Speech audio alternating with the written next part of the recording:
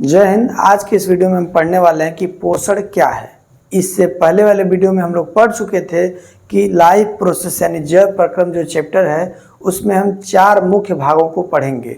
पहला पोषण था, दूसरा श्वसन था, तीसरा परिवहन और चौथा उत्सर्जन। तो इन चारों भाग में सबसे पहला भाग जो है पोषण, उसको आज डिटेल में पढ़ते हैं। चलिए इसको समझते हैं क्या है। तो लिखा है पोषण, हेडिंग का नाम पोषण है, जिसे अंग्रेजी में क्या कहते हैं, न्यूट्रिशन कहते हैं। लिखा है सजीवों द्वारा भोजन ग्रहण करना एवं जैव रासायनिक प्रक्रम के द्वारा जटिल पदार्थों को सरल पदार्थों में परिवर्तित कर ऊर्जा प्राप्त करना, शरीर अनुरक्षण के लिए उसका उपयोग करना पोषण कहलाता है। इसका मतलब ये हुआ कि जब आप डेली लाइफ में अपना कोई काम करते हैं, चलते फिरते हैं, दौड़ते हैं, खेलते हैं, तो इसके लिए आपको ऊर्जा की आवश्यकता होती है। और हमने बताया कि जब आपको ऊर्जा की आवश्यकता होती है तो आप डीजल या पेट्रोल तो पिएंगे नहीं, क्योंकि हम लोग गाड़ी मोटर नहीं है। और सजीवों के लिए क्या है, भोजन है। तो हम जब भोजन खाते हैं, पीते हैं पानी, तो हमारे शरीर को ऊर्जा प्राप्त होता है और हम कोई भी काम आसानी से कर पाते हैं। यानी कहने का अर्थ ये है कि पोषण का मतलब भोजन ही है। अजीब भाषा बना के लिख दिया पोषण, ये बायोलॉजिकल भाषा है। आप नॉर्मल भाषा में समझिए भोजन क्या है। तो भाई दाल चावल सब्जी यही तो भोजन है। यानी जो कुछ भी हम जिंदा रहने के लिए, ऊर्जा प्राप्त करने के लिए खाते हैं, उसी को हम भोजन या पोषण कहते हैं। और इसी भोजन या पोषण से हमारी कोशिकाओं को ये एनर्जी मिलता है कि ये खुद को रिपेयर कर पाएँ, खुद को ठीक कर पाएँ। चलिए आगे पढ़ते हैं। पोषण के मुख्य 3 उद्देश्य होते हैं।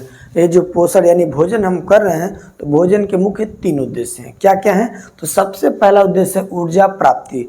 इंसान भोजन क्यों करता है, आप भोजन क्यों करते हैं, हम भोजन क्यों करते हैं? केवल इसीलिए कि हमको ऊर्जा प्राप्त होता रहे। आपने देखा होगा कि जब हम व्रत रहते हैं तो सुबह से शाम तक हालत एकदम डगमग होने लगता है। यहाँ तक कि कुछ लोगों का व्रत होना तो एकदम बेकार ही है। अभी बताइए, दिन भर भैंसी ऐसा खाते रहेंगे, फल फूल, ये मूंगफली का दाना वगैरह, ये जब सब खाते रहेंगे, दिनों भर चरते रहेंगे, तो अब बताइए अब कैसा व्रत है? व्रत रहने का मतलब है कि आप अपने पाचन तंत्र को आराम दें, और वो जो पाचन तंत्र अच्छे से एक दिन बेचारा रेस्ट करे। आप व्रत में भी सेब केला संतरा खा रहे हैं, तो बताइए ये व्रत हुआ? ऐसा व्रत कोई रहता है? तो इसलिए सबसे पहला जो उद्देश्य है पोषण का, वो ऊर्जा प्राप्ति है। यानी हम ऊर्जा प्राप्त करने के लिए क्या करते हैं, भोजन करते हैं। यानी इसमें क्या क्या आ जाएगा, कार्बोहाइड्रेट, इससे ऊर्जा मिलता है, वसा तथा प्रोटीन। अब सुनिए 3 चीज लिखा है, कार्बोहाइड्रेट, वसा, प्रोटीन। सबसे पहले समझिए, ये जो कार्बोहाइड्रेट होता है ये ऐसा एनर्जी है जो हमारे शरीर में रोज बनता है और रोज खर्च होता है। यानी हम जब भोजन करते हैं तो भोजन किस में बदल जाता है, कार्बोहाइड्रेट यानी ग्लूकोज या कार्बोहाइड्रेट के रूप में। और भोजन रोज करने से ये जो कार्बोहाइड्रेट मिल रहा है, हम डेली काम करते हैं, कार्बोहाइड्रेट खर्च हो जाता है। तो हमारा काम यही रहता है कि रोज भोजन करें, रोज कार्बोहाइड्रेट मिले और इसको खर्च करें। लेकिन बात फंसता वसा। वसा क्या है? आप मान लीजिए आप दिन भर कोई काम नहीं कर रहे हैं और खाना खा रहे हैं 4 थरिया 5 थरिया, यानी ठूस के खाना खा रहे हैं, काम कर ही नहीं रहे हैं, तो बताइए जो कार्बोहाइड्रेट आपके शरीर में ज़्यादा बन रहा है वो कहाँ जाएगा? जो भी हम तेल वाला सामान खाते हैं, तैलीय पदार्थ खाते हैं, चाउमीन हो गया, बर्गर, जितना तेल वाला है, पूड़ी वगैरह, वो जब खाएंगे तो उसमें क्या है, उसमें वसा का मात्रा बहुत ज़्यादा होता है। अब बात ये समझिएगा, कार्बोहाइड्रेट इतना खाएंगे तो समझिए थोड़ा कम मिलेगा, यानी कम एनर्जी के लिए, और वसा वाला थोड़ा सा ही खाएंगे, एनर्जी बहुत ज़्यादा मिल जाता है। इसीलिए हम लोग को वसा वाले चीज़ों को कम खाना चाहिए। तो यानी कार्बोहाइड्रेट से भी एनर्जी मिलता है, वसा से भी मिलता है, लेकिन शुरुआती में यानी जो रोज हम काम कर रहे हैं तो हमारा कार्बोहाइड्रेट खर्चा होता है, पहले ये बनता है और ये खर्चा होता है।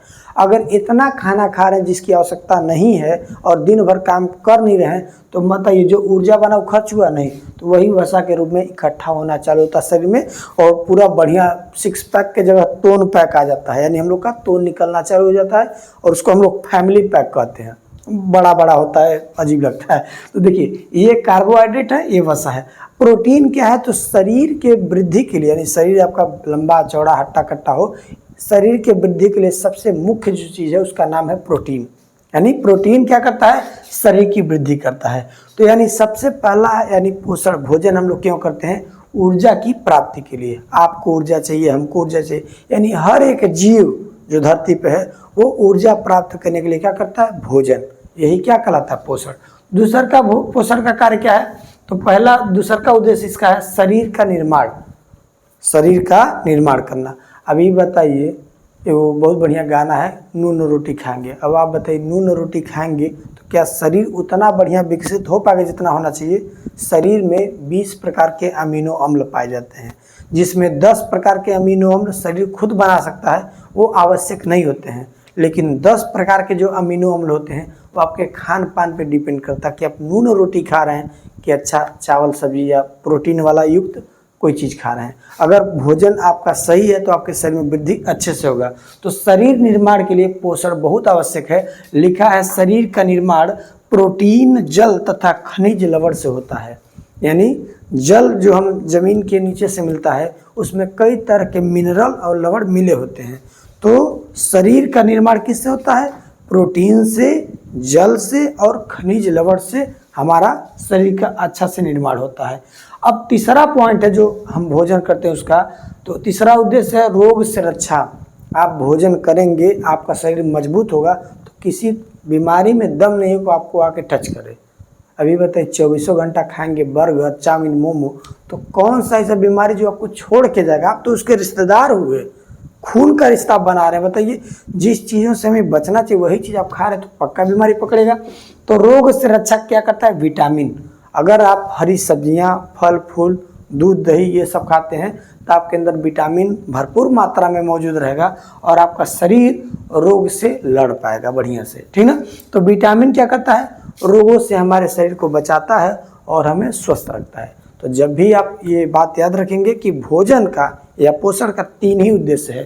पहला ऊर्जा प्राप्त करने के लिए, दूसरा शरीर के अच्छे निर्माण के लिए और तीसरा रोगों से बचने के लिए। विटामिन के बारे में आप लोगों ने सुना होगा, विटामिन ए हो गया, विटामिन बी हो गया, ए की कमी से रतौंधी आता है, बी की कमी से बेरी, इस तरह के रोग होते हैं। तो विटामिन ए है, बी है, सी है, डी है, ई है और के है। ई मत सही है कि जेड, ए से लेकर जेड तक सब विटामिन नहीं, A B C D E और के। बी के कई पार्ट हैं, उसको बाद में देखा जाएगा। तो चलिए अब समझते हैं कि भोजन के जो 7 मुख्य घटक हैं वो क्या हैं। इनके नाम को पढ़ते हैं और इनको डिटेल में समझते हैं कि ये क्या है। सबसे पहला है भोजन के मुख्य जो 7 घटक हैं उनमें पहला है कार्बोहाइड्रेट, दूसरा है वसा, तीसरा प्रोटीन, चौथा खनिज लवण, पांचवा जल, छठवां विटामिन और 7वां क्या है? मोटा चर्या रुक्षांश है। अब इसको एक एक करके हम डिटेल में समझेंगे कि ये सब क्या हैं और ये भोजन में किस तरह से पाए जाते हैं और हमारे शरीर में इनका क्या महत्व है। तो भोजन के 7 घटकों में सबसे पहला जो घटक है कार्बोहाइड्रेट। चलिए इसके बारे में पढ़ते हैं। कार्बोहाइड्रेट को हिंदी और अंग्रेजी में नाम सेम ही है, कार्बोहाइड्रेट ही कहा जाता है। और देखिए इसमें क्या है, इसका नाम ये कार्बोहाइड्रेट, यानी देखिए यह कार्बन, हाइड्रोजन और ऑक्सीजन का कार्बनिक यौगिक है। यानी जो कार्बोहाइड्रेट होता है वो 3 चीज़ों से मिलकर बना होता है, कार्बन, हाइड्रोजन और ऑक्सीजन। ठीक, आगे देखिए लिखा है कि कार्बोहाइड्रेट से शरीर को ऊर्जा मिलती है। मनुष्य को प्रतिदिन 450 से 500 ग्राम कार्बोहाइड्रेट की आवश्यकता होती है। कार्बोहाइड्रेट का प्रयोग 3 रूपों में किया जाता है। यानी कहने का अर्थ है कि हर मनुष्य को एक दिन में 450 से 500 ग्राम कार्बोहाइड्रेट की आवश्यकता ही होती है, इससे अधिक नहीं होती है। लेकिन हम जो डेली खाते हैं वो इसको पार कर जाते हैं। लेकिन ये गलत नहीं है, पार कर जाइए, लेकिन कोशिश करिए कि जितना खा रहे हैं उस हिसाब से काम करें। अगर आप केवल खा रहे हैं और फिजिकल वर्क यानी कोई काम नहीं कर रहे हैं तो ये खाना आपके मोटापा में बदलता जाएगा और वसा के रूप में इकट्ठा होता चला जाएगा। आगे लिखा कि इसमें ये जो कार्बोहाइड्रेट है इसको हम 3 रूपों में इसका प्रयोग करते हैं। सबसे पहला रूप है कार्बोहाइड्रेट का स्टार्च।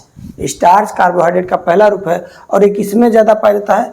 तो देखिए चावल में, गेहूं में, आलू में, मक्का में, जौ और केला आदि में आपको कार्बोहाइड्रेट अधिक मात्रा में मिलेगा। दूसरा का है शर्करा। शर्करा को हम कहते हैं शुगर। शुगर कभी कभी हमारे खून में ज़्यादा बढ़ जाता है तो यही बाद में शुगर बीमारी हो जाता है, डायबिटीज कहते हैं इसको, यानी मधुमेह बीमारी हो जाता है। और ये तभी होता है जब आप बहुत ज़्यादा मीठा खा रहे हैं तो आपके शरीर में यानी आपके खून में शुगर का मात्रा बढ़ जाता है। वैसे तो हमारे अग्नाशय में इंसुलिन नाम का एक हार्मोन निकलता रहता है जो शुगर के लेवल को कम करता है, लेकिन आप बार बार मीठा खाएंगे तो आपका अग्नाशय में कहेगा कि जाओ जो करना करो, हम नहीं कुछ करेंगे, क्योंकि इंसुलिन वो निकलता है इस शुगर को कंट्रोल करने के लिए। अगर आप शर्करा का मात्रा अधिक लेंगे तो वो भी कंट्रोल नहीं कर पाएगा। देखिए लिखा है शुगर में क्या क्या, किसमें शुगर पाया जाता है, तो सबसे पहले मधु, जिसको हम शहद कहते हैं, शहद नहीं होता, मधुमक्खी का छत्ता में से निकालते हैं, शहद में शुगर का मात्रा अधिक पाया जाता है,